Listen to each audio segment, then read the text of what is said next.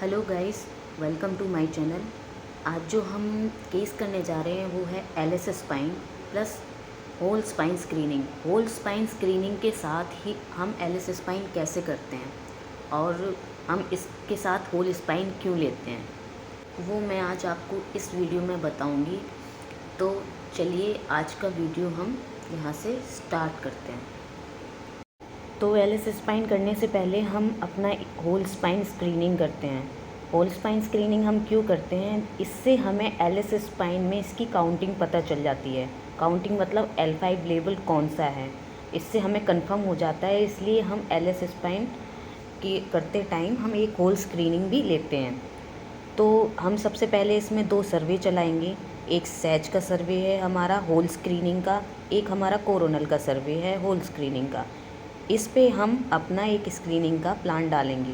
जो हमारा स्क्रीनिंग का प्लान है वो 3 स्ट्रैक में होता है। 3 स्ट्रैक का मतलब 3 बॉक्स आएंगे, जो कि पहला बॉक्स सर्वाइकल कवर करेगा, दूसरा जो बॉक्स है ये वाला ये डॉर्सल एरिया कवर करेगा, और जो सबसे लास्ट वाला बॉक्स होता है वो हमारा लंबर एरिया कवर करता है। तो हम एक बार में पूरी स्क्रीनिंग नहीं खींचते हैं, इसको 3 स्ट्रैक में ही पूरा करना होता है। फिर हम इनको फ्यूज़ कर देते हैं। किसी किसी मशीन में इसमें ऑटोमेटिक फ्यूज़न का ऑप्शन होता है, तो वो ऑटोमेटिक भी फ्यूज़ कर देती है। मैं जिस पे काम कर रही हूँ वो ऑटोमेटिक फ्यूज़ कर देता है। तो यहाँ पे सबसे पहले हमने इसकी स्क्रीनिंग प्लान की है। सैच पे हमें ये देखना है कि जो हमारा एरिया है ऊपर से लेके नीचे तक, वो एरिया पूरा कवर होना चाहिए। यानी कि जो हमारा सर्वाइकल का पहला बॉक्स है वो जहाँ से स्पाइन स्टार्ट हो रही है, यानी कि ब्रेन का सेरिबेलर वाला एरिया, वहाँ से लेके जो लास्ट बॉक्स है वो हमारा नीचे सैक्रम तक पूरा कवर कर रहा है कि नहीं कर रहा है, तो हमें ये देखना है। बाकी हमें सैच की प्लानिंग कोरोनल पे देखनी होती है। कोरोनल पे आप देखिए ये एकदम सीधा सीधा एक प्लान होता है, जो हमें बिल्कुल सीधा डालना होता है। जो बॉक्स हैं हमारे तीनों वो एक साथ ही आएंगे प्लान के साथ, तो वो हमें इस तरीके से एडजस्ट करना है कि बिल्कुल बीच में रहे और तीनों वर्टिब्रा को सीधा काटता हुआ जाए, यानी कि सर्वाइकल डॉर्सल लंबर ये तीनों को एक साथ काटता हुआ जाए बिल्कुल मिड में, तभी हमें एक ही बार में अपनी कॉर्ड अच्छी दिखेगी। तो ये इस तरीके से हम इसकी होल स्क्रीनिंग प्लान कर लेते हैं। तो होल स्क्रीनिंग में हमें हमारा लंबर का एक T2 सैज मिल जाता है।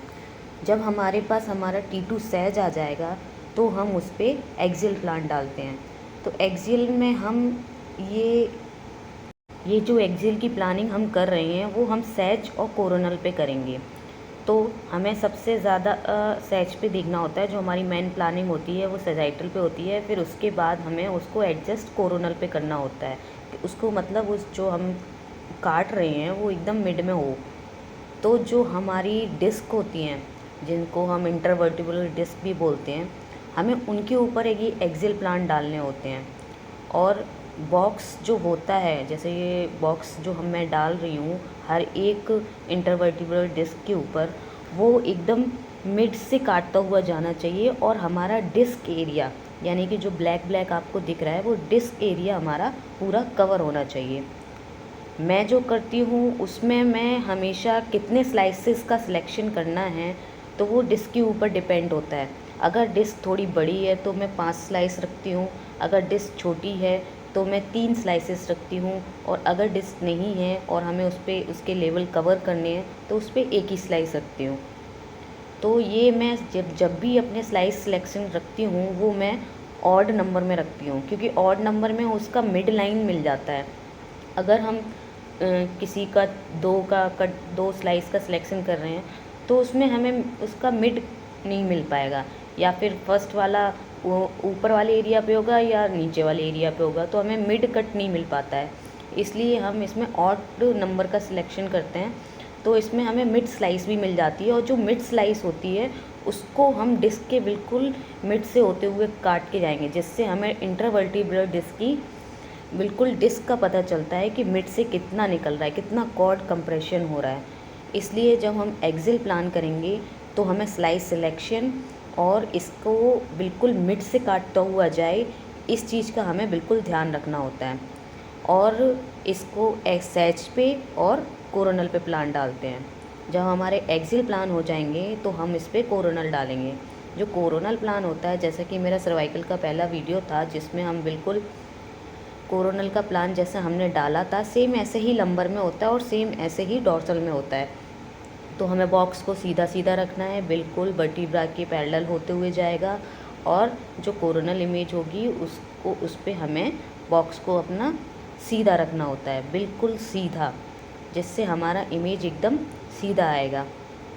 और जो सैज पे है वो हमारा बॉक्स एकदम वर्टिब्रा के पैरेलल जाएगा। तो ये हमारी यहाँ पे कोरोनल की भी प्लानिंग हो जाती है। तो जो हमने सीक्वेंसेस लिए हैं इसमें, एक तो हमने होल स्पाइन स्क्रीनिंग लिया है, T2 सैज, T1 सैज, स्टर सैज, ये 3 सैज हो गए हमारे लंबर के, और T1 T2 एक्सियल और एक स्टर कोरोनल। तो ये हमारे हो गए लंबर के सीक्वेंस। तो हम इतने ही सीक्वेंसेस यूज़ कर रहे हैं। तो यहाँ पे हमारा पूरा प्लान कंप्लीट हो जाता है। फिर हम इसकी फिल्मिंग स्टार्ट करते हैं। तो फिल्मिंग में सबसे पहले जो हम सीक्वेंसेस डालते हैं तो वो हम कंपैरिजन मोड में डालते हैं, यानी कि एक में हम T2 सैज देंगे तो दूसरी साइड हम T1 सैज देंगे। तो एक फिल्म हमारी ये हो जाती है कि एक साइड हमने T1 सैज दिया है और एक साइड हमने T2 सैज दिया है। तो ये एक कंपैरिजन मोड में एक हमारी फिल्म ये हो जाती है। दूसरी फिल्म पे हम एक साइड में स्टर सैज दे रहे हैं और दूसरी साइड में स्टर कोरोनल दे रहे हैं। और आपको होल स्पाइन स्क्रीनिंग में इसकी काउंटिंग कर लेनी है, L5 कौन सी है। अगर आप चाहते हैं आपको लेबलिंग भी करनी है तो आप अपनी सैज इमेज पे लेबल करके L5 कौन सी है उस पर मेंशन करके उसके बाद भी प्रिंट कर सकते हैं। लास्ट हमारा रह जाता है फिल्म एक्सियल का। तो एक्सियल में एक साइड हम T2 एक्सियल और एक साइड हम T1 एक्सियल देते हैं। इसमें हम प्लान स्कैन भी ज़रूर देते हैं। प्लान स्कैन का मतलब ये होता है जिस पे हमने प्लान डाला हुआ है, यानी कि सैज इमेज पे जो हमने प्लान डाला था, जिसमें हमने सैज पे इंटरवर्टिबल डिस्क जो होती है उस पे जो प्लान डाला था वो हम फिल्म पे शो करते हैं कि किस किस लेवल पे कौन कौन सा कट जा रहा है। तो इस हिसाब से हम 3 फिल्में प्रिंट कर देते हैं। एक तो ये T2 T1 सैज में, एक दूसरा ये स्टर सैज स्टर कोरोनल, और ये जो लास्ट फिल्म है T2 एक्सियल और T1 एक्सियल। ये 3 फिल्में हम प्रिंट करके दे देते हैं। तो यहाँ पे हमारा वीडियो कंप्लीट हो गया है। अगर आपको कुछ समझ में ना आया हो तो कमेंट बॉक्स में अपना क्वेश्चन डालिए या इंस्टाग्राम पे भी मुझे मैसेज कर सकते हैं।